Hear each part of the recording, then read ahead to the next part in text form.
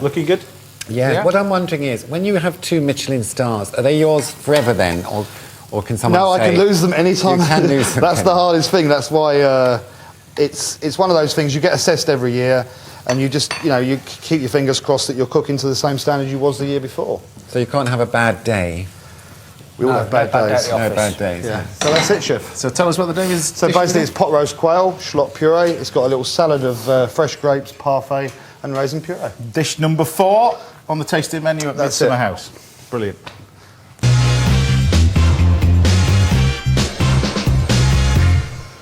Right, we get to dive into this. So have a seat over here.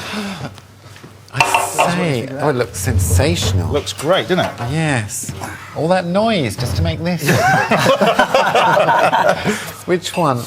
Okay. Dive into any bit, really. I'd love this show. I want to come every week. You can do, there you go. And be fed by people with stars and everything. This is... Yeah, it's fine. Oh, this is sensational. Good, yeah. The secret of that is don't overcook it as well. Yeah, and try nice the salad. The salad's really different because it gives it a lightness to it. Just try the crouton if you This one? Yeah, just pick it up, and it's meant to be like tapas style. So if this was a and eat it. tasting... Oh, OK. Yeah. If this was a tasting menu, this would be number 4, did you say? Yeah, dish number 4. Of how many? 10. Good. I don't have the words, but you well deserve your Michelin star. Thank you very much. Right, we need some wine to go with this, and we sent out one as but cheers indeed. What do you think? I think it's beautiful. Pinot Noir is one of those... It's a great variety that I've really started to get into, and I think it goes beautiful with the dish. It goes well with that because it's nice and light as well, I Yeah, think. it's a light meat, so, a light red where it's perfect. Happy with that? Very refreshing. It's all gone, look. I know. I think you need 3 Michelin stars. Thank you. Right, let's get back to... Right, it's that time of the show, of course, to find out whether Julian will be facing food heaven or food hell. Food heaven, well, I know would be one of your favourite things. We've got the mackerel over here with Lovely. a load of other ingredients, sort of Asian ingredients as well. We've got some ginger. All this creates a lovely sort of chilli jam to go with it. We've got these snake beans as well, pak choy as well to go with it, a nice warm salad. Alternatively, we've got a piece of venison there.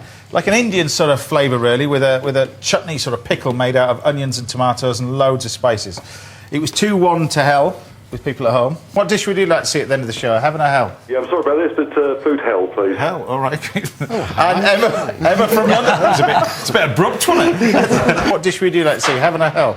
Definitely food heaven. Heaven, there we go. One apiece. And what dish would you like to see at the end of the show? Heaven or hell? Hell, I'm afraid. Hell? Oh, there you go. I hope you choke on your truffles.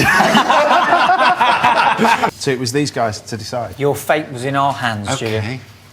So, Jason chose food heaven, which then balanced it. yes.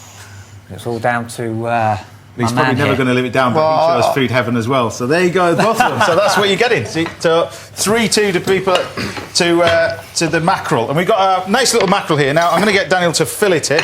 So we're going to fillet it and just remove the bones out of it. Really, this one.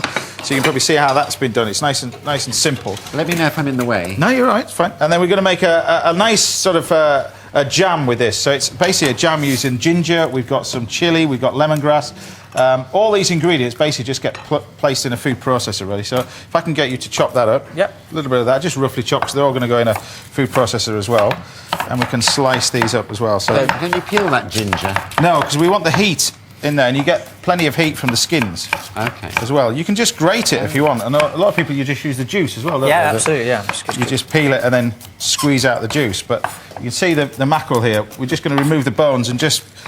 It's called V cutting it in the middle. You just remove out that centre bone because people don't like mackerel purely the fact that it's got the bones on it as well. So this will be chilies. boneless. No bones in it at all. Okay. So a little bit of lemongrass. They go in as well.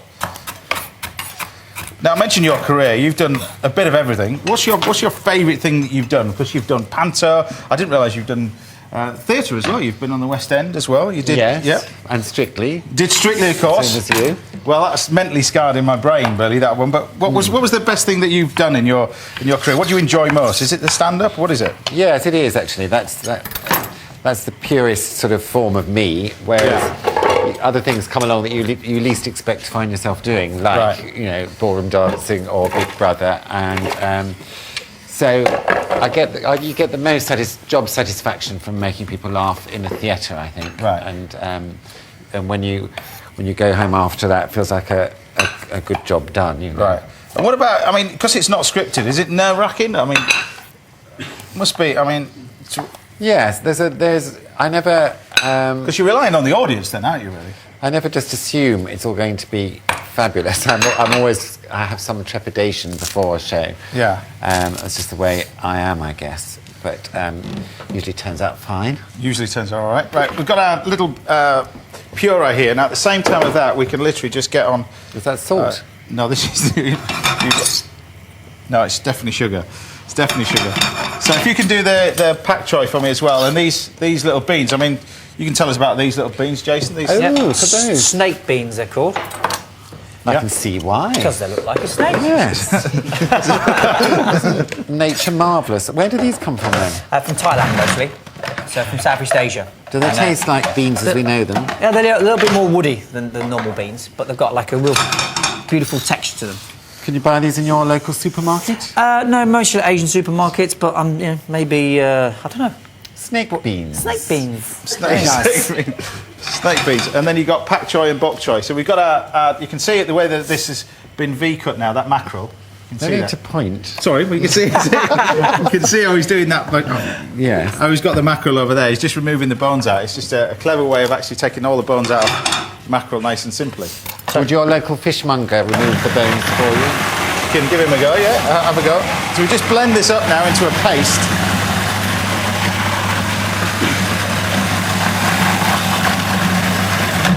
Just remove You want that some and then oil just... on that, chef? Sorry? You want a little bit of oil on A little that? bit of, yeah, we'll use some of this some of this rapeseed oil which we've got in there. And then the sugar, basically we're creating a caramel really with this. Oh, yeah. So this will actually caramelise down and make a caramel. And this puree just basically adds to it. And because it's so hot, it cooks really quickly. That's the key to it. We've got a little bit of coriander in there. We're gonna Sugar's finish that heating off. up. Sugar's heating up. We've got over here, we've got some a griddle on for our bok choy and pak choy. And then this is the way that you cook the mackerel. I don't want to worry you, but this is That's all right. steaming away. It's nice and hot. That's all right. We're going to take that out, and then this gets a little bit of dressed olive oil and place that on it as well. Mackerel. Oh, your blowtorch is out. That's the one. And then we blowtorch the top. Oh, it seems unkind. It all curls up. And it's cooking it as well. So it's, but you can do scallops the similar sort of way. So if you've got whole scallops, you can cook them like this as well. But you can basically char it. Now, you've probably seen this a lot on your travels, haven't you? Really? I have, yeah. So it's a Japanese technique for putting it over sushi rice. So that it's like warm sushi.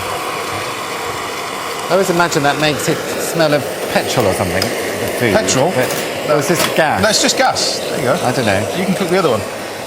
Me? Yeah, With this? with that, on that fish there. That's it. I've got something to do at last. But just make sure it's nicely coloured, otherwise it's going to be raw underneath. So. Am I doing that right?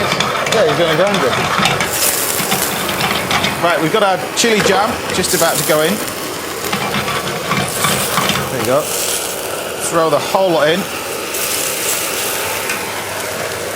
Like that. Like I said, as soon as it hits the sugar, it caramelises it, cooks those ingredients, and then all we need to do is add some lime to this. Is that enough? Tiny bit more. How do you turn this off? Just turn it off there. That's it. It's so simple, you don't need a... Shall I do the pak choi? You can do the pak choy, yeah. Can I spin them over? Oh, yeah. Just turn them over. That's it. Turn them over. That's it.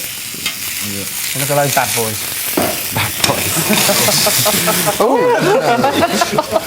Chef's talk. It's Right. a very dangerous place, isn't it, the kitchen? Yeah.